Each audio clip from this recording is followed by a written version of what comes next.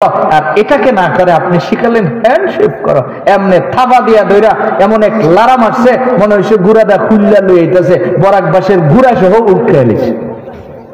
কে শিখালো আপনাকে বলেন? তো কুজা ও সুন্নতে আহমদ কুজা বা मोहम्मद कई बुअद निस्बत तुरा, कल्ब में सोच नहीं रूह में एहसास नहीं, कुछ भी पैगाम मोहम्मद का तुझे पास नहीं। আল্লামা ইকবাল বড় আফসোস করে বলেন, এই মিয়া তুমি কোথায় আর নবীর সুন্নাত কোথায়? তুমি জিজ্ঞেস করো না যে তুমি কোথায় আর নবীর সুন্নাত কোথায়? আপনি আপনার সন্তানকে কি শিখালেন? এবার আপনি আপনার সন্তানকে শিখালেন হ্যান্ডশেক করার জন্য। এখন রাসূল কয় যে তুমি তোমার সন্তানকে মুআনাকা শিখাও। মুআনাকা করার সময় কাঁধে কাঁধ মিলায় তোমার সন্তান বলবে আল্লাহুম্মা জিদ মুহাব্বাতি লিল্লাহি ওয়া রাসূলি। এই দোয়া পড়ার কারণে উভয় জনের ভিতরে আল্লাহ মিল মোহব্বত তৈরি করে দিব। এখন হে বেচারা কাঁধের সাথে কাঁধ মিলায় না, ফেটের সাথে ফেট লাগায় ফিডো তাফরায়। কে শিখালো আপনাকে এইগুলি? আপনি বলেন। আপনি আপনাকে জিজ্ঞেস করেন আপনার কি করার ছিল আর আপনি কি করছেন। এই জন্য আমার ভাই, আমার এই সন্তানটা তো আমার কাছে আমানত। আমি আমার সন্তানকে আল্লাহ চিনালাম না, আমি আমার সন্তানকে রব চিনাইলাম না।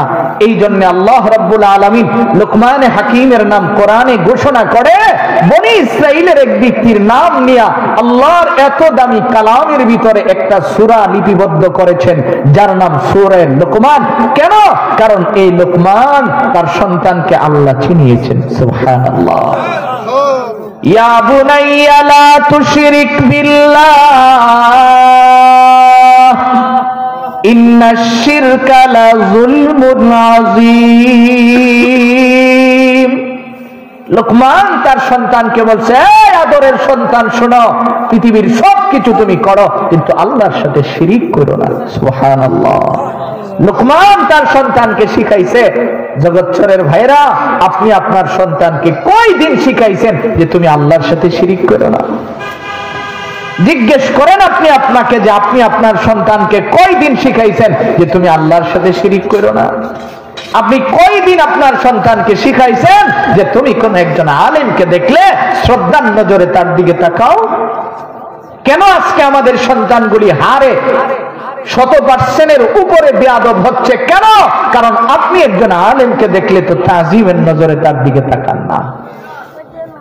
এই জন্য মোহতারাম ভাই, যেই কথা বলতেছিলাম, এইগুলি যদি এইভাবে আলোচনা করতে যায় অনেক লম্বা সময়ের প্রয়োজন হবে। প্রথম নম্বর, আল্লাহ কয় নেই বিচার করো।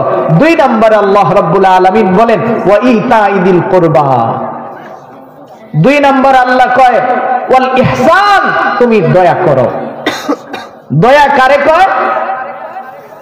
তুমি তার উপরে দয়া করো, তোমার অধীনস্থ যারা আছে তাদের উপরে তুমি রহম দিল হও, দয়া করো। 3 নম্বরে আল্লাহ রাব্বুল আলামিন বলেন ওয়া ইতাইদিল কুরবা, নিকটতম আত্মীয় স্বজনের হকগুলি আদায় করো। আপনি একটু হিসাব মিলায়া দেখেন যে আমার ভাই আমাকে দেখতে পারতেছেন না, আমার বোনের সাথে আমার সম্পর্ক ভালো না, তো নিকটতম আত্মীয় স্বজন যদি আপনার জন্য ভালো সাপোর্ট না করে, ওরা যদি আপনার জন্য দোয়া না করে, দূরের মানুষ দোয়া করলে আপনার কি হবে বলে? এই জন্য আল্লাহ রাব্বুল আলামিন কয় ওয়া ইতাইদিল কুরবা, তুমি তোমার আত্মীয় স্বজনের হক আদায় করো। আত্মীয় স্বজনের মধ্যে সবচেয়ে অবহেলিত আত্মীয় হলো বাবার বোন, ফুফু।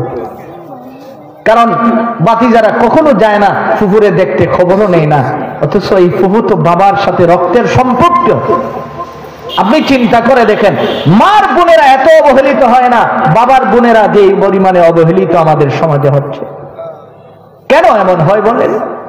আল্লাহ রাব্বুল আলামিন তো কোরআনে এখানে কোন হাদিস আনেন নাই, এখানে নবীজির কোন কথাকে আমি রেফার করি নাই, শুধু আল্লাহ কোরআনে পরিষ্কার বলেছেন ওয়া ইতাইদিল কুরবা, তোমার নিকটতম আত্মীয় যারা আছে তাদের হকগুলি আদায় করো।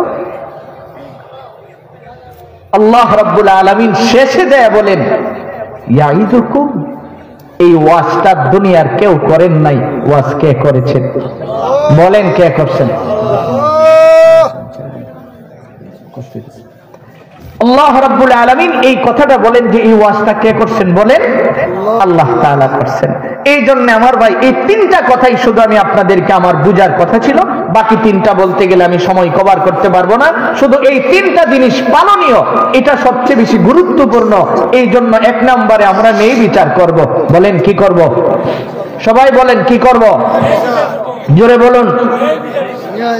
ন্যায় বিচার করব। যার যার অবস্থান থেকে যার যার সাধ্য অনুযায়ী আমরা ন্যায় বিচার করব। পারবো না ইনশাআল্লাহ? দুই নম্বরে আমরা ইহসান করব, দয়া করব। বলেন কি করব? দয়া করব। আমরা ইহসানের সর্বোচ্চ স্তরে পৌঁছাবো। তিন নম্বরে আমরা আমাদের আত্মীয় স্বজনের হকগুলি আদায় করব। পারবো কিনা বলেন? আলাউদ্দিন আইএমসি মিডিয়া কুরআন হাদিসের কথা বলে, সত্যের দিকে আহ্বান করে। Alauddin IMC media.